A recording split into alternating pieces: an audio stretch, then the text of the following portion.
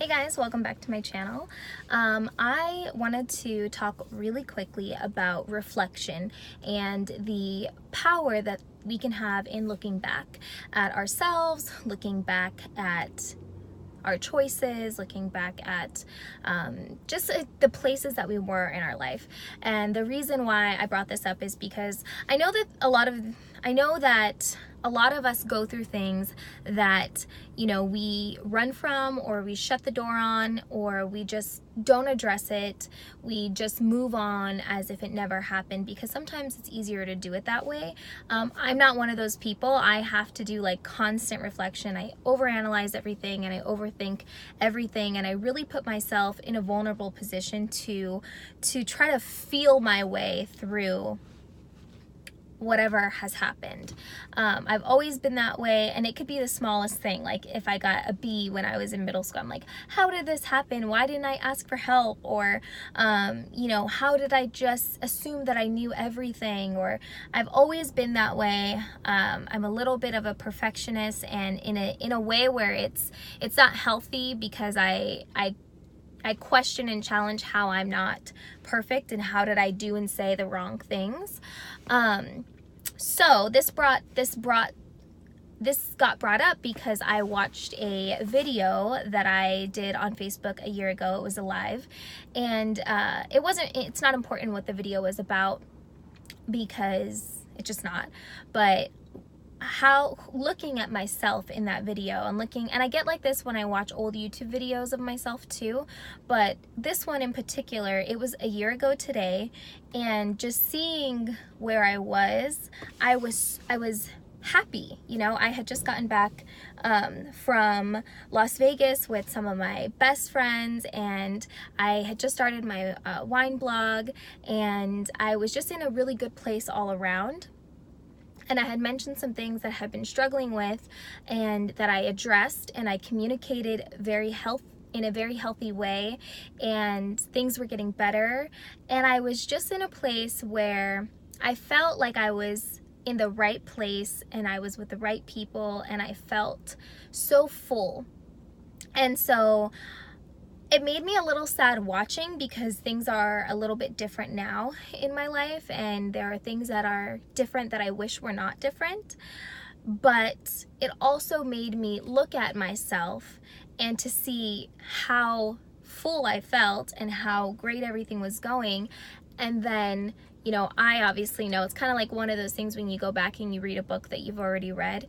I went back and I watched a video that I had made, not knowing what was going to transpire in the future for me and the person that I was going to become, and, the point that I was going to hit. And so it made me feel a little sad, because I know what comes next for that girl a year ago. And what comes next is failure in a way where I felt like I failed at something that I was supposed to be good at. And that first failure that took place, that probably took place about 3 weeks after I made that live video. So it didn't take very long for this first blow to come. And it had to do with a goal of mine, and it had to do with my personal skill set. It had to do with my work ethic. It had to do with things of that nature. And so I have always prided myself on being a hard worker, being very committed to whatever I set out to do. And I think at this point in my life, everything was finally going the way that I wanted it to go, and I kept piling it on, and I didn't take a moment to step back. And I talked about this before in one of my earlier videos, but I didn't take a moment to step back and see how it was affecting myself and how it was affecting my performance in each area of my life. I was so happy to have all of these things happening for me, and I was so happy to feel like I was getting closer to my dreams, and I was getting closer to my purpose and everything that I really was interested in. But I didn't take a step back and look at how I was performing in every area, and if I was actually able to spread myself across that that plate and give enough of myself. And I didn't. I failed. So when that first failure came, I was like, instantly, like I had never felt failure in that form, you know?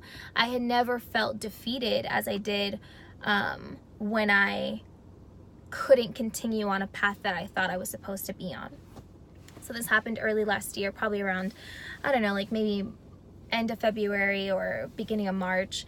And it really affected me in a way where I was like, almost like it was all I needed, that one thing, to make me feel less than in every other area.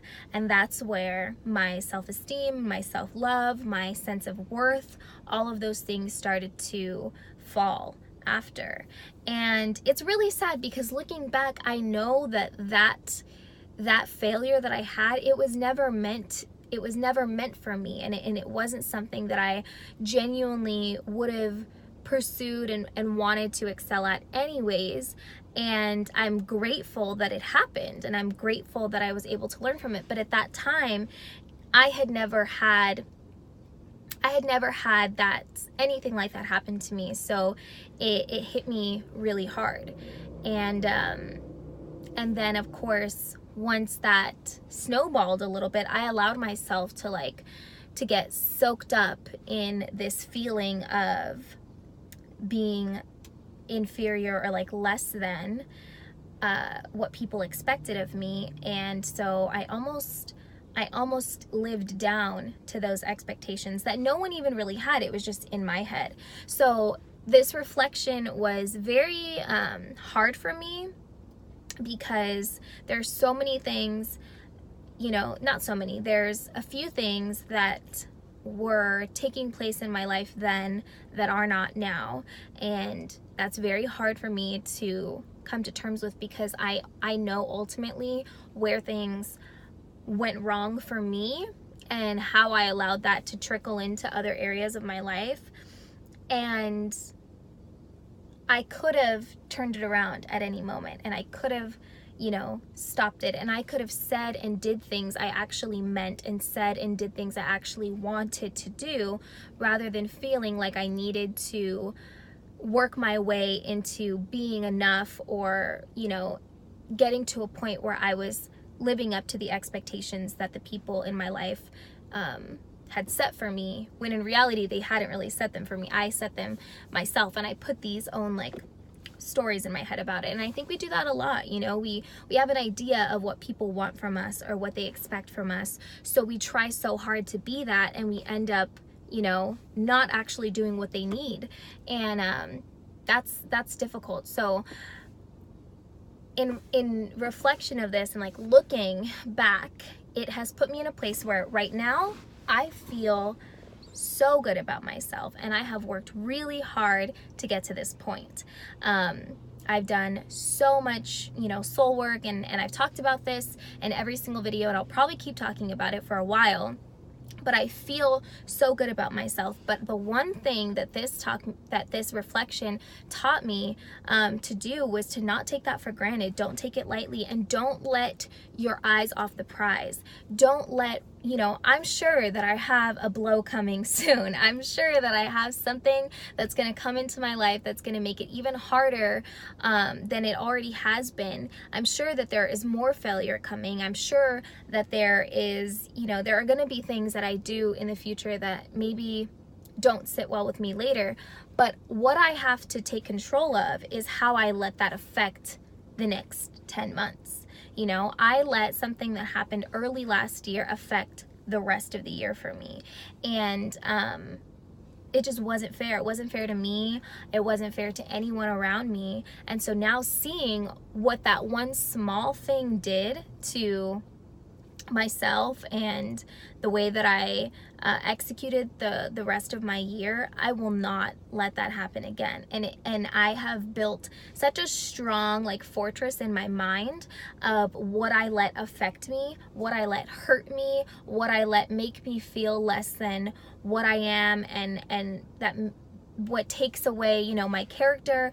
There is nothing that can happen to me that will ever make me question my character, my skill, my ability, Like, and I'm not going to be someone who allows anyone or anything to even try, you know. Like, I plan to work and live and be a way that I'm seen exactly for who I am in my intentions and my skills and my ability and my love and my light.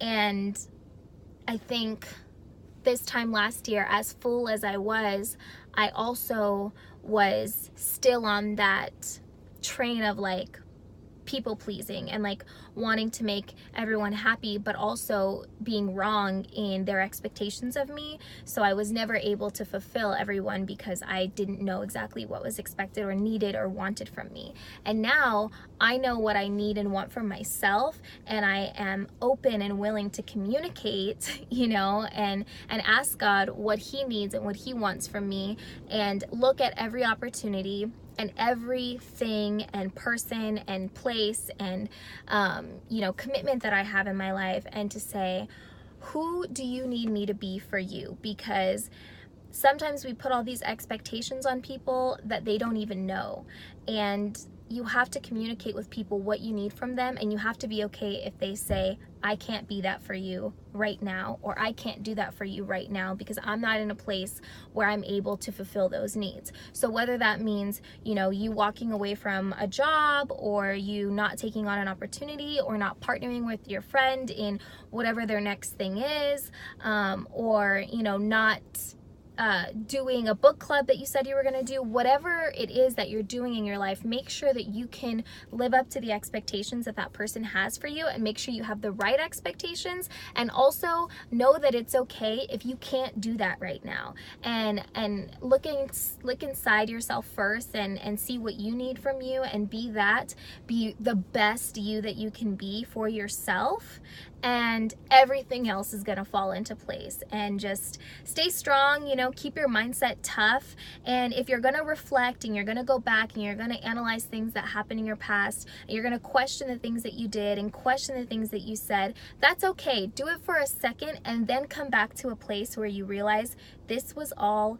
necessary. And, you know, even now I'm at a place where if I could take things back, and I could take words back that I said and things that I did, I would only do it if I could have the same outlook and the same self-love and the same, you know, the same feeling that I have, the same rooting that I have right now.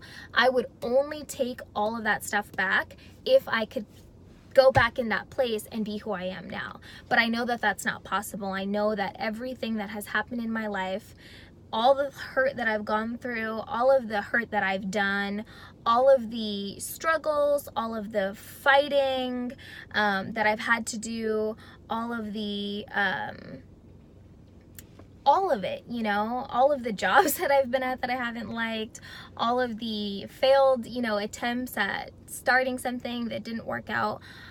All of it was so necessary to get me to a point where I am now. And physically in the world, you know what I mean? I don't have everything that I want. I don't have, you know, maybe necessarily the life that I want just yet. I don't have, you know, the car that I want, or the house that I want, or the, you know, the love that I want. I don't have everything that I want. But what I do have is myself, and I am so happy with who I am, and I finally have like the self-worth that I've always needed. And I know that who I am right now and who I'm becoming is going to get me everything that I want. And I have complete faith in that, and I have that hope and that promise that God has given to me, to know that as I continue to work on myself and be a better version of me, that person, she is going to do the work to get the things that I want. She is going to have the discernment to take on opportunities that are going to propel her forward. She is going to, you know how to be someone who, you know, who exudes love and accepts it.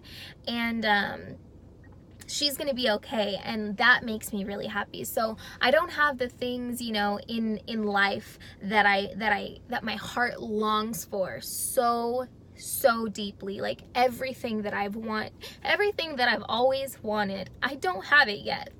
And I've even lost some things, you know, that I had that I want and that I still want. But I also know that God will never give you anything that until you're ready for it. And I know that I wasn't ready for this big life that I desire, but now I'm doing the work to have that life, that big, beautiful, impactful life that I know I was meant to live, and the fruit that's going to come from that, I know that I'll be ready for it when it comes. So every day I'm just preparing myself mentally, emotionally, physically, and I am also doing the work behind that to get myself closer to it. And it's all really clear. So there can be a lot of clarity and reflection, and I encourage you to do it. Obviously, I get a little bit emotional about it because it is still, you know, it's always going to be hard to look back, but as long as you can see it in a light where it's going to move you forward and it's going to teach you things, I think you should reflect as often as you can, honestly, because history repeats itself if you let it. And that is where I'll end this video.